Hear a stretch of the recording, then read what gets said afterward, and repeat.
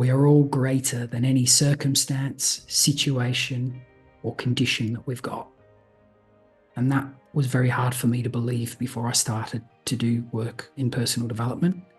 But anything that's going on in your life, no matter what it is, if it's financial, if it's relationships, if it's health, if it's whatever, we are all greater and more powerful than that. So go on an investigation journey, but enjoy the journey as you do it. The Thomas Green podcast is owned and made possible by Ethical Marketing Service. If your business is struggling with Google or Facebook ads, maybe you're frustrated figuring it out or there's a performance issue, Ethical Marketing Service has worked on hundreds of accounts and we can help in this area. If you would like to find out if we can help, it's a free, no salesy consultation call and the link is in the description. Enjoy the episode.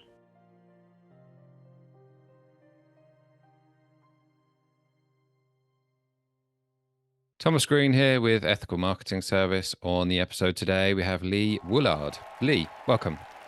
Thomas, nice to meet you. Thank you for having me. Hello to your listeners. Very much my pleasure. Would you like to take a moment and tell the audience a bit about yourself and what you do? Sure. So you can maybe tell by the accent, I was originally from Australia. I lived there until I was 19. So moved over to the UK. I've been here 25 years now. Absolutely love it. I think it's a fantastic country, fantastic people. Came over here, brought my university over. In my final year of university, set up a business. That was in 2006. That was just as the Google was really taking off in the UK. It had already taken off in the US, but was taking off in the UK. And I was fortunate to land some really great customers in the early days who were early adapters of paid ads. They include Silver Cross Prams, the Mercedes Formula One team, and some other global brands. And it was fantastic. I did that for up until 2018, really. Grateful for what I was doing, but I was helping businesses grow a commodity. And I had something in me that I wanted to help people make an impact. So I started to have a look at coaching, didn't really get off the ground, and then had a health diagnosis of bone cancer. And it was straight away at the time, it was the morning of my twin boy's 10th birthday. So I had to go home and break it to my wife that that's what I'd been diagnosed with. And we had like 15 kids coming over for a kid's birthday party. And immediately I was like, there's something going on. I want to figure this out. And I do believe, looking back at it now, it was the wake-up call, what was required for me to grow, that then took me on a personal development journey, one, to overcome the bone cancer that I had in a relatively short time, but then to see the principles of personal development and go, wow, if you can apply these in your life, so with my family, with my kids and what I wanted, and then into business, first into my own business, then into some of the people that I was coaching. And then it was like, okay, there's something a little bit more powerful out there than just me running advertising for people. And look, obviously it's an important factor, but it's the external. It's the internal stuff that I find fascinating and how it's changed my life.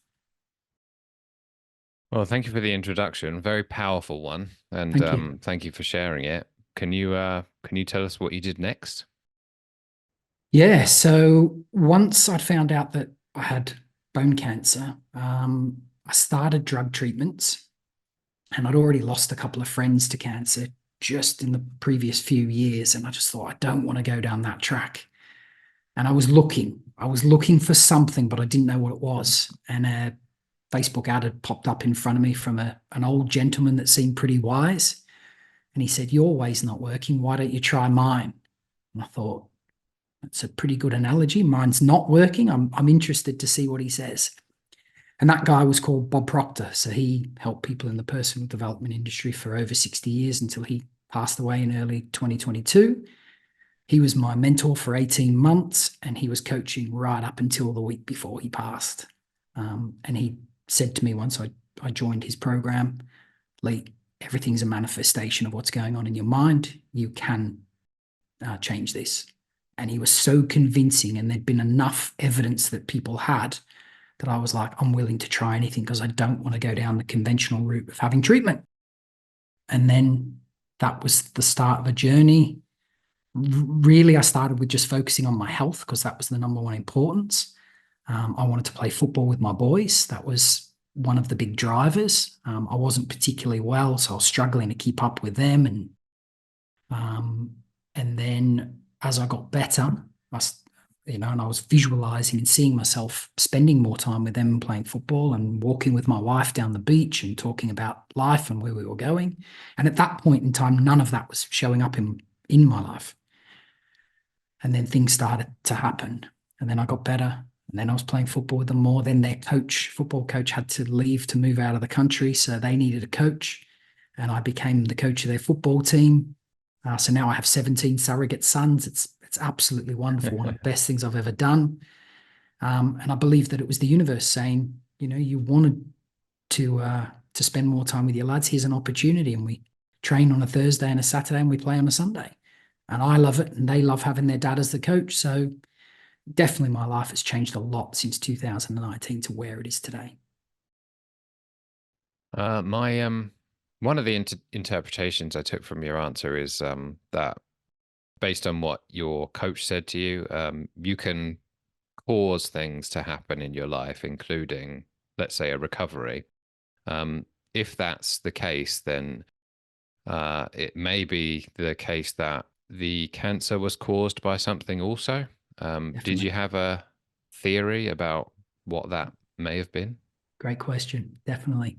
So from a young child, I used to hold things in. I was frightened of making mistakes because of maybe a reaction of you got it wrong. And my parents were great. But they were very young. They were 17 when they had me. Probably a little bit reactive, like a lot of parents are if they don't have the awareness of what being reactive can do. And I was pretty introverted, although I expressed externally that I was confident and happy and everything was okay. I used to have a lot of internal conversations and self-doubt and self-belief issues. Now, if you ask people that knew me growing up, they would have gone, no chance. But I projected one thing, but internally I had this long battle for probably 30 years. So as my mentor had said to me, you're holding everything in your bones. And at first, it was hard for me to get my head around that. I was like, can this really be? But I was like, I've got nothing to lose and everything to gain. And I was reading every day and understanding it. And my belief just started to shift. And once that belief had shifted, and then I went to the doctors, they had prescribed me some cancer drugs that I was taking. They made me feel terrible. And I just decided I'm stopping. I didn't tell them because I wanted to go on this journey and figure it out. I had a blood test 3 months later and they said, everything's reducing. Everything's looking great. The drugs are working fine. And I was thinking, should I tell them? Should I not? And I just didn't. And I was getting better. 3 months later again, I go back. Everything's great. All your levels are coming down. You're back where you should be. And I said, I've got something to tell you. And I said, I haven't been taking the drug. And she was an Eastern European lady and she flipped. You don't know what you're doing. You could kill yourself.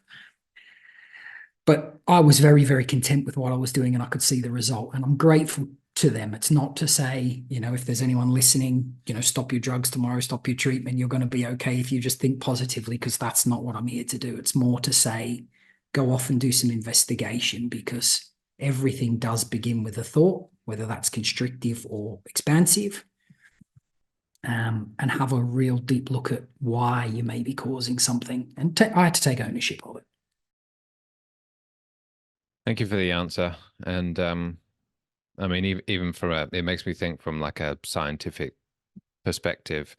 Inner conflict is going to be stressful, right? So, and if you're holding a lot of stress in your body, that is the catalyst, if you like, for a lot of terrible diseases. So it does make sense. And I guess the next logical question is, if someone is listening and they also have that inner conflict, they're not expressing themselves, how, based on the fact that my perspective is that you've solved that problem for yourself, how can other people do it? Sure. Great question. Well, actually, I have solved it for myself. And then naturally what happens is people start asking me how I do, or in business, people ask me how I've done it. And then I help them as well. So I've seen enough evidence now to know that it works. First and foremost, it's best to have a look at anything that you're holding on to from the past. We all have some forgiveness work to do, whether that's forgiving somebody else for something that happened to us in the past, or we have to forgive ourselves for a mistake we've made or mistakes we've made, or both. I had to do forgiveness work for both. And that was only my internal story and my internal belief. Actually, when I did the forgiveness work, I started to see a completely different perception of the whole situation and thought, my God, why was I holding on to that for so long? But I didn't have the skills. That's why I did. And it led me to be able to handle it now. So first and foremost, have a look at the things that you've got worry, fear, doubt about. And if you're constantly feeding that into your body, it's toxic. And have a look at the opposite side of that. So what is your dream? What is your vision? How would you like your life to look? How would you like your marriage to look? How would you like your health to look? How would you like your business to look? Whatever it is. Okay. Have a clear, crystal clear vision of what that looks like. And then have the faith that it's going to work out like that. So like I gave you the story before with my kids with football, that was the driver for me. I wanted to be healthy and seeing myself play football with my kids. And then I didn't have the vision that I was going to become their coach, but I had a vision that I was going to be playing more football with them.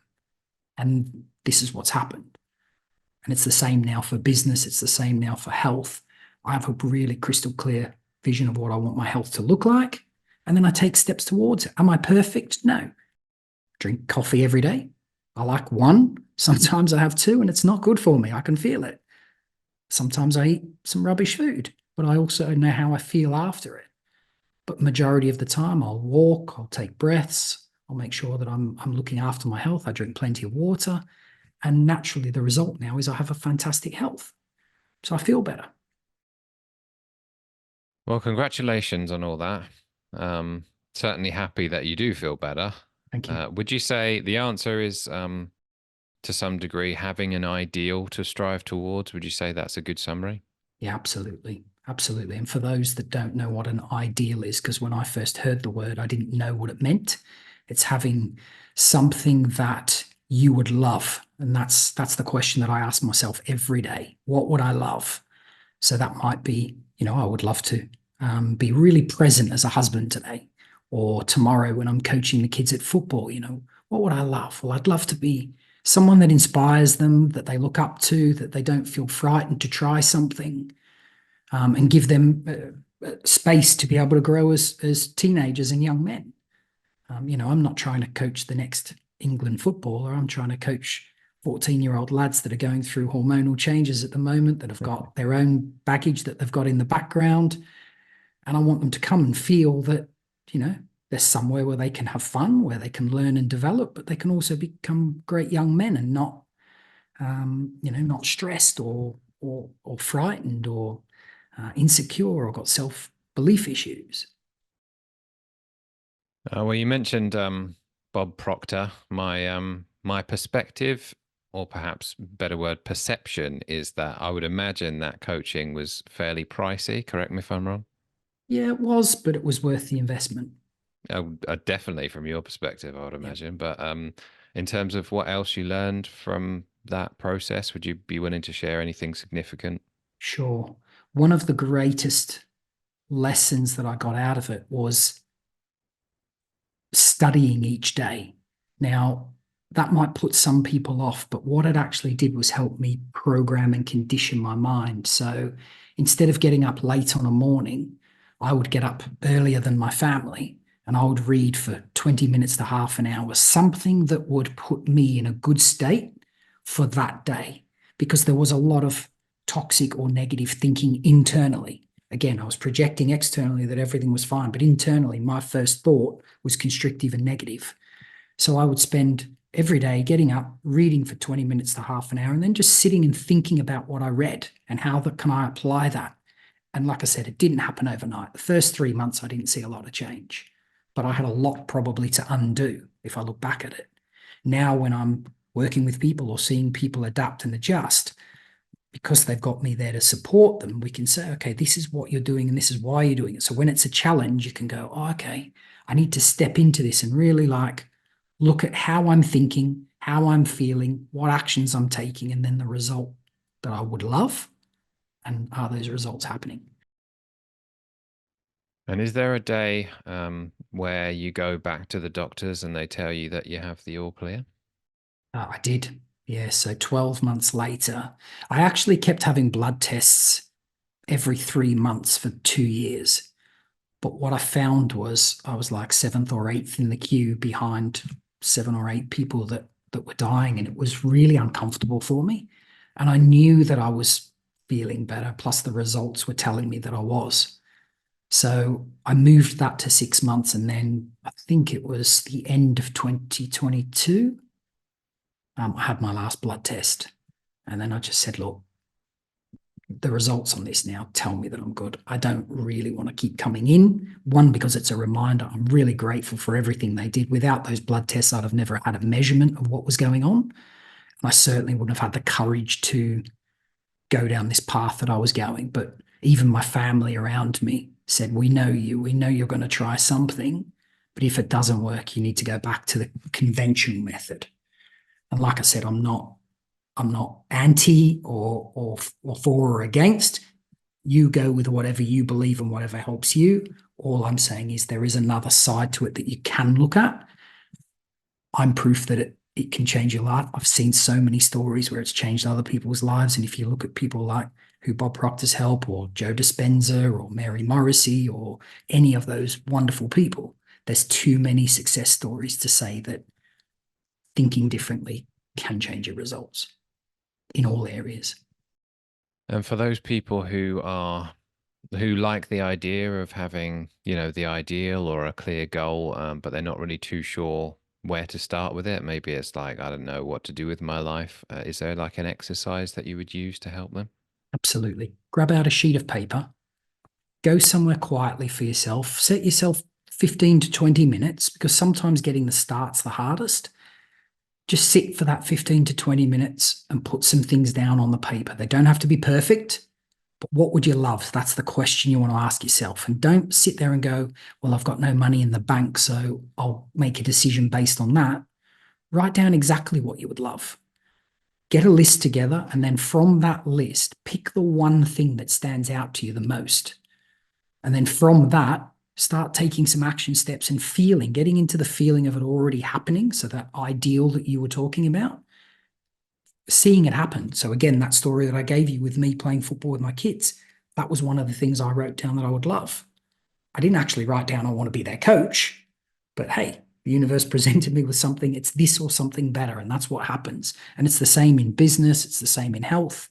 You end up getting things better than what you often ask for or you would love, because you built some momentum towards it, and all of a sudden that toxicity that I had internally is not there. Does it creep in every now and again? Yeah. But that's usually when I know, okay, I've got some work to do here. Something might have triggered. Well, I've only asked this particular question, I think, on one other occasion, and you may not thank me for this one, but what is love? To me, that's when you're in harmony with whatever it is that you want. So if it's a relationship, is the person that you're with, are you able to become or be in harmony with each other? Are you wanting to support and help each other grow? Because I believe that we all need to grow for it to work. Quite often you see relationships that have gone stale because they've spent too long together and they're not supporting each other. Same with your children. Having the awareness to know what your love can do for your children. And that just doesn't mean giving them a hug or giving them a kiss, but it's also how do you respond to them rather than react? Many, many parents are very reactive because of stress, because of work, because of everything that's going on. And one reaction can change how your children feel. With regards to your job, I love what I do for work now. I found my ideal. And like I said, I'm not ungrateful for the work I did for many years helping the businesses that I helped. And I met some great people and made some great friendships, but it wasn't what I loved. Now I'm doing something that I love, where I come to work every day, and the people that I support, it doesn't feel like work. And the same with your health. So for me, love it's deeper than just what you see on the outside. It's that feeling that comes inside, and having awareness to know okay, what am I thinking, feeling, and how am I acting that also impacts other people?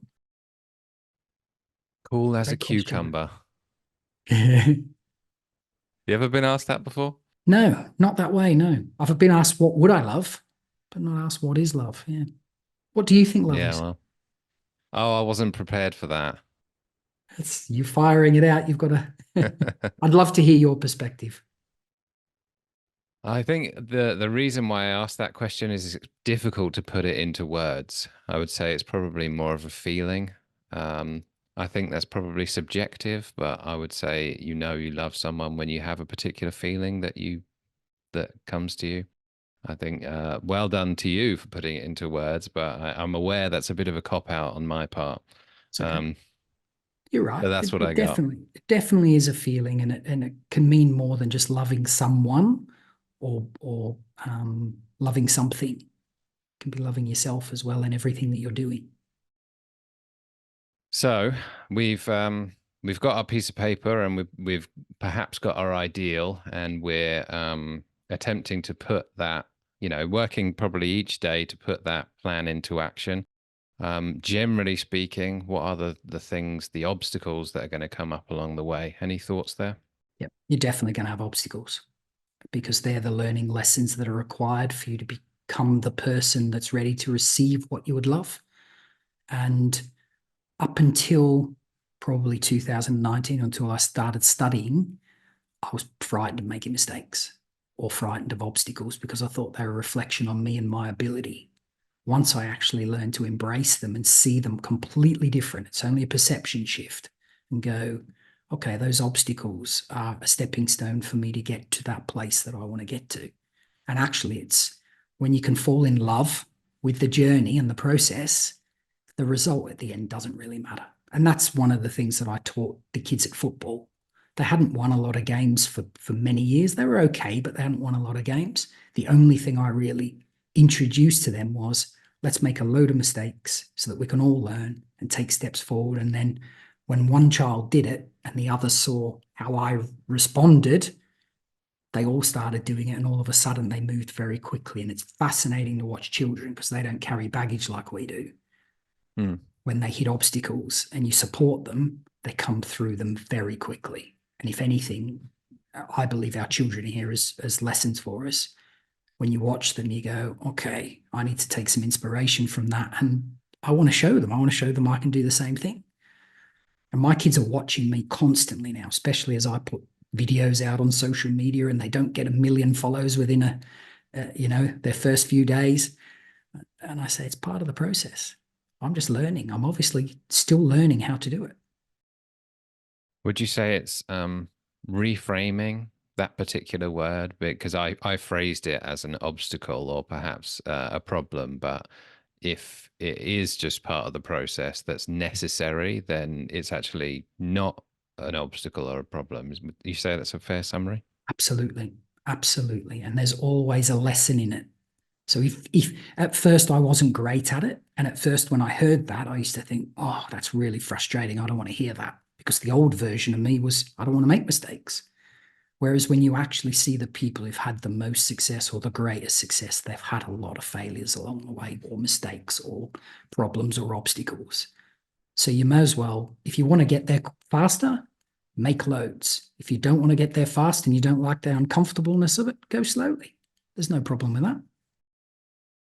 I think it's a powerful point. For whatever reason, this comes to my mind, and it's kind of like a mindset problem in the sense that it is, I think, true what you said, but I think it is also quite difficult for people. Like, in theory, I think someone could agree to it, but then when that problem or obstacle comes up, they're going to be like, I don't know if that's It's something definitely, that you can you're right. speak to. Yeah, absolutely. You're absolutely right. And that usually means you're at your upper limit. So when you get to that point and it is difficult, it means you need to learn the lesson that's in it. And I see this all the time. I had to go through it myself first. And I really, really dug deep each time. And I still even, I'm going through it now as I try to impact more people or change what I'm doing slightly in my work or trying to get a new message out there. There's always an obstacle that comes with it. And sometimes it takes weeks for me to get through it. And I go, okay, but that's because of the learning lesson that I require. And actually, it's created a patience that I never used to have. Mm. So that was the lesson, and I thank for that lesson. Yeah, I actually have been thinking about that as well, in the sense that a lot of problems, maybe not all problems, but a lot of problems can be solved by patients because people want things immediately, right? Yeah, we all do. We all really would love it immediately, but the reality is there's often a lesson that has to go in it. So you hear people saying, oh, I've done a visualization or a manifestation for a big house, but I want to win the lottery so I can get it. That's not going to help you grow. That's why so many people who win the lottery lose the money. Mm. Okay. If you want those material things in your life, you have to, one, believe that you can have it. Two, take the actions that can make it happen and provide a service that's going to give you the value exchange. And the studying that you were referring to first thing in the morning, I would imagine, which will help with mindset related topics. Have you got an example of perhaps where people should start if they're looking for that type of content? My first book that I read and I gift to most people is The Power of the Subconscious Mind by Joseph Murphy. Great overview book. It goes into all areas: health, relationships, wealth. So, sometimes people go, oh, I don't, the wealth section didn't mean anything to me, but you want to look for the underlying message that's in it. And when you were asking what's one of the things I've done with study, one of my mentors said to me, read one chapter per week and don't read any more than that. So if you finish one chapter in one night, highlight the bits that stand out to you and then go back over those and, sit with it and have a think about, okay, why is that resonated with me, or why has that stretched me and challenged me a little bit? Don't just look for all the things that you agree with. Look for the things where maybe you've got a belief where actually you go, okay, how could I apply this, or why is this? And again, when you first do it, it doesn't hit you straight away. But I've done it for 4 years now, and I start to see things and I start to go, okay, this particular bit's not resonating with me. I've obviously got some work to do here. And that was the thing I discovered over time. And now that you're a coach helping people, do you have any, do we say, case studies that that you're proud of that you could share? It's a good question, and I don't normally bring this one up, but I'll bring two up for you. So the first one was a health one. I had a guy that was referred to me, someone who'd been given 6 months to live, and he said, I'll try anything. And I knew at that point he was where I was. So I started him off reading that book. And that's the first thing I see, their commitment. If you read the book and you take your time and you really digest it, it means you're serious. Now, I've had people who had 6 months to live that chose not to read the book and they're no longer with us. Now, I'm not saying the book has the answers. The answers are within you and the work you're willing to do. He created a vision for what he would love, which was a house in the Pyrenees, so him and his family could go on holiday. And he didn't enjoy the job that he was working 80 hours in. There was a lot of stress around money, and he was becoming more distant from his wife.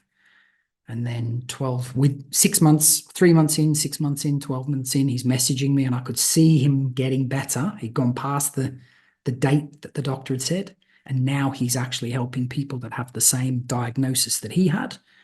And he said, look, sometimes I feel a bit smug at what I've been able to get through, and I've got to pull myself back because they were telling me that I only had 6 months to live. And now he has his house in the Pyrenees. That was something that he messaged me about 3 months ago. And again, it's not about the material stuff that he's accumulated, but it's watching somebody make a plan and apply it. And it really was a very similar story and similar case to mine. So that's one of my favorite ones with regards to health and Before we move on sickness. from that, because I feel like it's a significant point, was it to do with did you notice the inner conflict in that was similar to the way that you had? Yeah, definitely. He was holding on to stuff from his past and then his beliefs and stress. And there was a lot of toxicity in his body from the way that he thought. Once he started to change what his focus was on, so we're not denying that there's some challenges there. But what happens to a lot of us with that story is we hold on to that story, and that's what defines us. And we spend most of our time in that story. Just spend a little bit of your time, acknowledge it and go, yeah, okay, it wasn't great, or that's not good, or I don't feel good about that. But what would I love? And spend 95% of your time focusing on that. It's healthier, it's better energy. And it takes, again, that doesn't mean you're just deflecting what happened, but you've got to let it go. Because if you don't let it go, it's going to create the toxicity that then manifests in your body and then becomes a disease. That's where the word disease comes from. It's a disease in the body.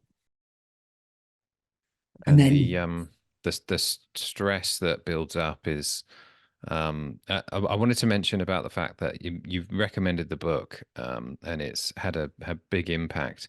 Is there anything significant that you would be willing to share from the book that you haven't already that you think would help?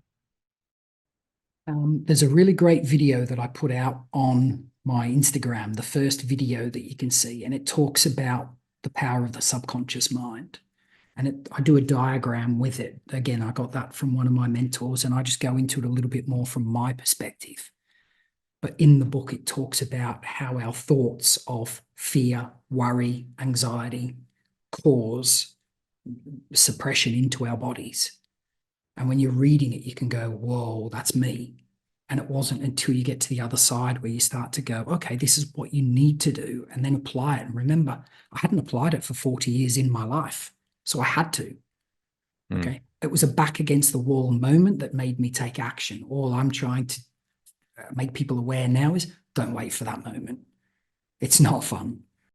Well, I'll put that link in the description for anyone who's bright enough to go and watch it. I interrupted your flow. What was the second example? And my next examples are people in business. Business is what I've done most of my life. I have a customer that is based in the States, has two businesses. One of them was struggling financially. He had experts come in and basically say to him, look, the numbers don't add up. This is what it looks like. We think you should close it. And I could tell within him that he didn't want to do that. It was his first business that he'd built up, but he'd some things and challenges as we have in business, and he'd taken his eyes off the ball, and it was costing him money. It was losing money. And I asked him the question, what would you love? And he said, this business was my baby. I want to turn it around. And then we got a list out. We wrote a list of potential things that he could do. He picked out one of those things, and within 3 months, he turned it around. That's now a multi-million-dollar business. So the lesson in that is the external factor, the bank balance didn't look good, close it.